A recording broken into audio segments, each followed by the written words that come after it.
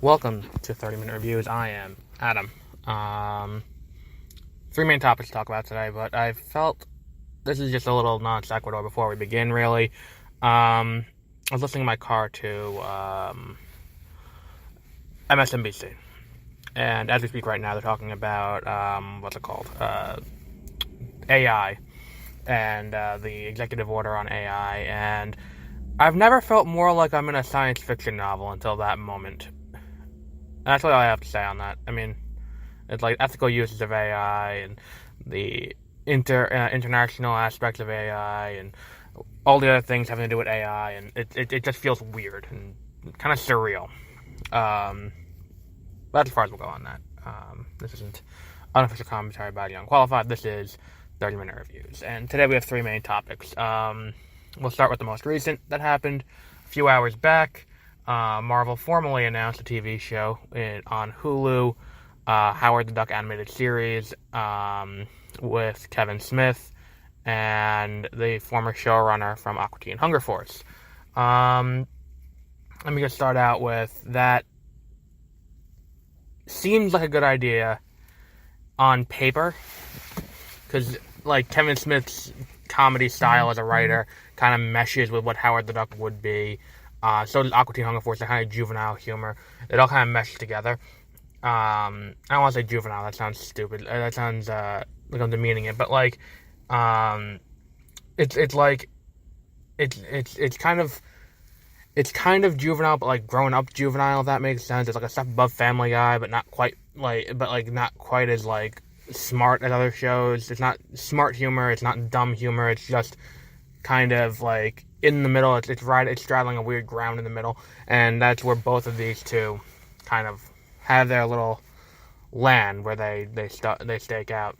I think this is a good mesh, because I think Howard the Duck would mesh well with that style. I think Hulu is a good distribution platform for it. I don't know why they're going with Hulu and not Disney Plus.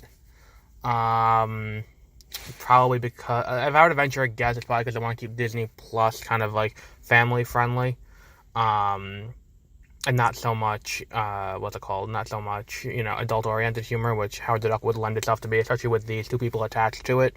I don't know if, and that would also make sense as to why they wouldn't be bringing Daredevil, Heroes for Hire, Luke Cage, Iron Fist, Jessica Jones. All of those wouldn't be coming there, and the Runaways even aren't coming there after Hulu. They're staying on Hulu. So it's just kind of a weird thing that it kind of makes sense. Also, I don't think it'll probably be Seth Green voicing him, but it'll probably be like tangentially canon in the same way Agents of S.H.I.E.L.D. is and all of that stuff, where it's like it's a one-way canon. Like if you look at Star Wars before Disney bought it, where it's like the books have to reference the movies, the video games have to reference the books and the movies, and it's like that's how it is, but they don't go backwards. It's just a tiered system. I think that's what this would be, where it'll if I were to venture a guess, I would go with Seth Green would be coming back to voice Howard the Duck. But I'm not 100% certain. I guess read the headline of the article and saw that Kevin Smith retweeted it and said that he was involved too. So that's that. Number two. Last week I did a review of Kingdom Hearts 3 on Beware of Spoilers, where I said that I was kind of unimpressed with the game. And let me continue that. I'm going to spoil it a little bit. After you beat the game, there's an optional boss. It's an optional boss. It's not really a spoiler. It's like, okay, great. So, optional boss at the end of the game. It's called the Dark Inferno. Let me tell you, this is the most uninspired, unchallenging optional boss in the history of the series. I have never faced an optional boss in this series that took me 2 attempts, and the first attempt was only to get like my bearings against it, because I was anticipating this boss being as tough as Lingering Will in Kingdom Hearts 2 Final Mix, or No Name in Kingdom Hearts 1 Final Mix, or Julius in Dream Drop Distance, or even Roxas's Data replica in Recoded. This boss was so piss easy. Oh my fucking god! I don't know. Like, I don't understand whose idea it was to make this boss this weak, this easy. There's no challenge to it. The first attempt, what I do usually when I'm facing one of these optional bosses in this game, it's not even as hard as Sephiroth in Kingdom Hearts 2, which is infinitely easier than Sephiroth in Kingdom Hearts 1. But that's not the point. The point is, when I do this, the first time I do it is I kind of just try to fight my way, see how far I can get, so that way I know how to plan. What am I anticipating? Because I didn't want to read a guide on this. I've read a guide on like almost everything else in this fucking game because it's so annoying. Like the Frozen Slider minigame, trying to get all the diamonds and all that shit. But like, I made a, I jump into the battle, headstrong. I had him down to his last bar of health, and then I died. That's never happened to me in any game. Any of them. Like, I've never gone into the optional boss and gotten that close to beating it first attempt without stacking a deck or anything, just to see where I was going. And then the second time I was like, okay, I just need to bring an extra potion or two and I'll be fine. And I do that and I beat him second try. What the fuck? I'm confused. I'm legitimately confused about this. Like, how did this happen? Where it's like, Sephiroth in Kingdom Hearts 1 is the hardest of the two Sephiroth fights because he has that extra bar of health. His sword can hit you from the other side of the planet. It's a rough fight. 2 is easier because of reaction commands. What else? No Name took me a few tries to do, but ultimately not too difficult. The replica battles in Kingdom Hearts 2. Oh my god, the amount of times I sat there and just threw myself at them over and over and over again. Let's not even get into Lingering Will, who's infinitely harder by orders of magnitude than the replica battles. And I beat him too. This one is a glorified version of the Invisible from Kingdom Hearts 1, and if you glide, you will have no problem in this fight. It's that easy. Gliding makes this fight too easy because all of his attacks you can just glide away from, and you can't even say turn off glide because it's an attack you have to glide away from, otherwise you will die. But I don't know. There's no.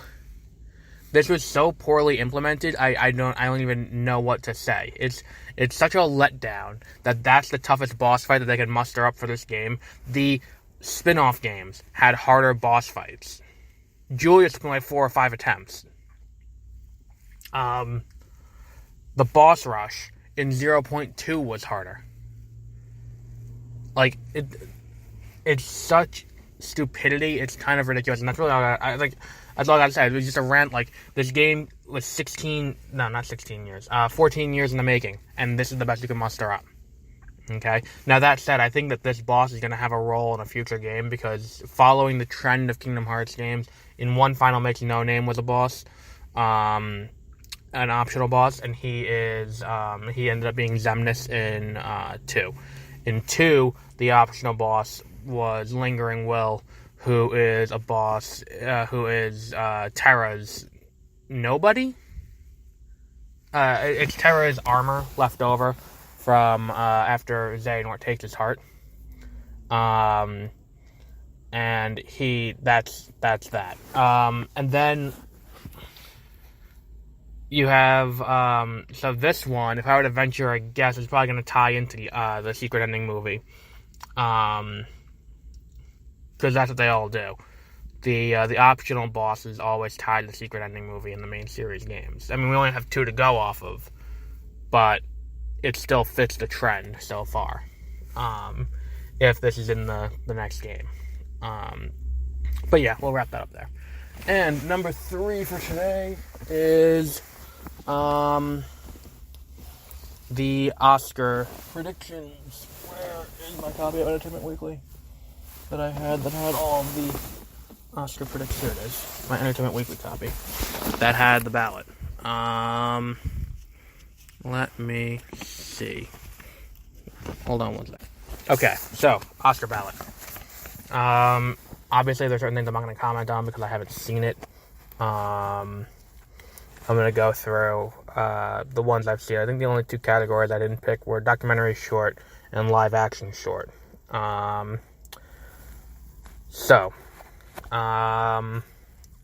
going to start with original screenplay. Nominees are The Favorite, First Reformed, Green Book, Roma, and Vice. I think Roma's going to win that.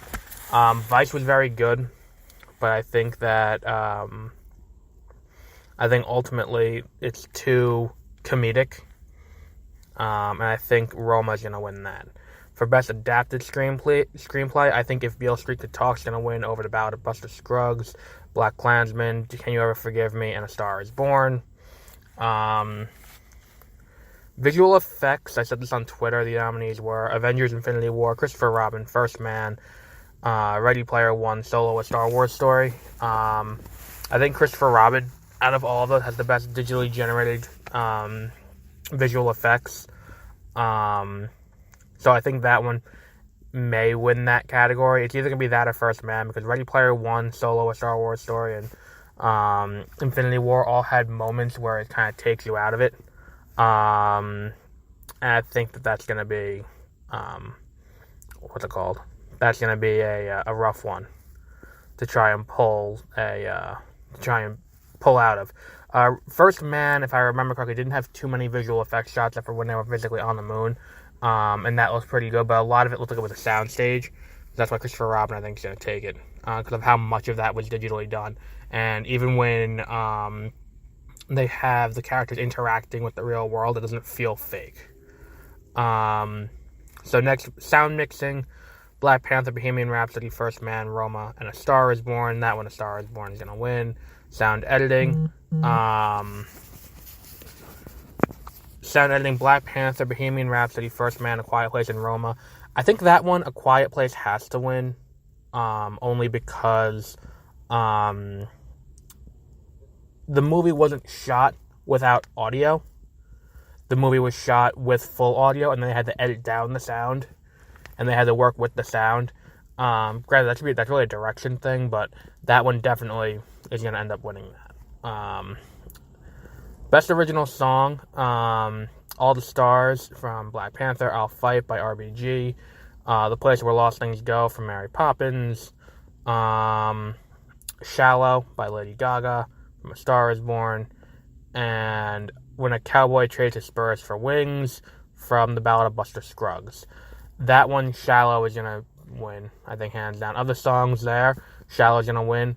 My main concern is All the Stars is not the best song off the album Black Panther or the Black Panther soundtrack. It's just the song that is the best song on the soundtrack they couldn't put in the movie because that would make the movie rated R. Film editing. We got Black Klansman, Bohemian Rhapsody, The Favorite, Green Book, and Vice. Vice, I think, is going to win that because of its use of its use of other media and things like that. The other movies didn't really have that. Best Foreign Language Film. This is going to be a toss-up between Cold War and Roma. Capernaum from Lebanon, Cold War from Poland, Never Look Away from Germany, Roma from Mexico, Shoplifters from Japan. I think it's going to be a toss-up between Roma and Cold War. That said, I didn't see any of them. But I think Roma's going to end up winning that. Best Makeup and Hairstyling. This is going to be a toss-up between Mary, Queen of Scots, and Vice, and the only other nominee is Border. I think Mary, Queen of Scots is going to win it, though Vice has an excellent case for it as well. Best Original Score, Black Klansman, Black Panther, If Beale Street Could Talk, Isle of Dogs, and Mary Poppins Returns. That one I'm going to give to Black Panther, of the nominees. Best Production Design, Black Panther, The Favorite, First Man, Mary Poppins Returns, and Roma. I'm going to go with Black Panther again for that one. Because nothing about the other movies really feels inspired in any way. Where it like Black Panther physically feels like they had to create a whole new world for it. Where the other ones didn't really, except for maybe Mary Poppins. Best Animated Short Film, I only saw one on here, so I'm going to give it to that one. The nominees are Animal Behavior, Bao, Late Afternoon, One Small Step in the Weekend, and Weekends. Bao is the only one I've seen, so I'm going to go with that. Best Animated Feature, Incredibles 2, Isle of Dogs, Mirai, Mirai, Ralph Breaks the Internet, and Spider-Man Into the Spider-Verse. Hands down, Into the Spider-Verse is going to win that one. Best cinematography, Cold War, The Favorite, Never Look Away, Roma, and A Star Is Born. There was nothing too impressive in A Star Is Born from a cinematography standpoint. So I'm gonna say Cold War is gonna win that. Costume design, Ballad of Buster Scruggs, Black Panther, The Favorite, Mary Poppins Returns, and Mary Queen of Scots. I'm gonna say Black Panther again for the same reason as production design. Now, I haven't seen any of these, but I've seen trailers for 2 of them, so I'm going to go based on that. Best documentary feature, Free Solo, Hell Country, This Morning, This Evening, Minding the Gap, Of Fathers and Sons, and RBG. Free Solo, I think, is the one that's going to take that one. Best Supporting Actor, Mahershala Ali for Green Book, Adam Driver for Black Klansman, Sam Elliott for A Star Is Born, Richard E. Grant for Can You Ever Forgive Me, and Sam Rockwell for Vice. Personally, I think Sam Elliott should win. I don't think he's going to, though. He had a very powerful performance in A Star Is Born. I think Mahershala Ali is going to win. Best Supporting Actress, Amy Adams for Vice, Marina D. Tavira for Roma, Regina King, If Beale Street Could Talk, Emma Stone, The Favorite, and Rachel Weisz, The Favorite. The Favorite, based on this, is giving me the indication that this is the movie that we should be really making a case for Best Ensemble Cast as a category. But I'm going to say Regina King, If Beale Street Could Talk, is going to win that one. Best Actress, Yalitza Aparicio for Roma, Glenn Close for The Wife, Olivia Colman for The Favorite, Lady Gaga for A Star Is Born, and Melissa McCarthy for Can You Ever Forgive Me. I think Glenn Close is going to win for The Wife because I'm getting vibes of Julianne Moore from Still Alice on this one, and that's what I'm going to go based on, where it's basically only nominated for a few categories, but I think it's going to win this one in a major way. Best Actor, Christian Bale, Vice, Bradley Cooper, A Star Is Born, Willem Dafoe for At Eternity's Gate, Rami Malek for Bohemian Rhapsody, and Viggo Mortensen for The Green Book. I'm going to go Rami Malek. He's going to do the same as he did at the Golden Globes. He's going to win that too. Best Director. Now, this is interesting because you have 3 directors who aren't American nominated. I think this is one of the few times that's ever happened, if it's ever happened before. Alfonso Cuarón for Roma. I'm not going to pronounce his name because I'm going to butcher it. The guy who directed The Favorite. Spike Lee for Black Klansman, his first nomination, actually, surprisingly.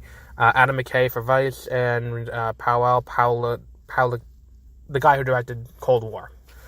Yorgos Lanthimos for The Favorite. Alfonso Cuarón's going to win that, I think. And for Best Picture, the nominees are Black Klansman, Black Panther, Bohemian Rhapsody, The Favorite, Green Book, Roma, A Star Is Born, and Vice. I think that despite the bad press for it, the Green Book's going to win.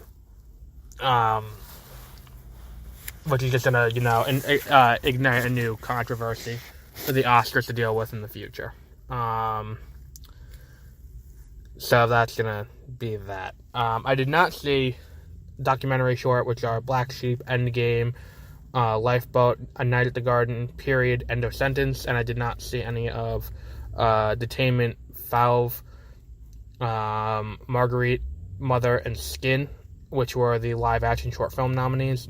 So I didn't really feel like I had a chance to really pick any of those. So we'll wrap up there for today. So yeah, that's what we'll finish up for today with the Oscar picks. So yeah, have a good week.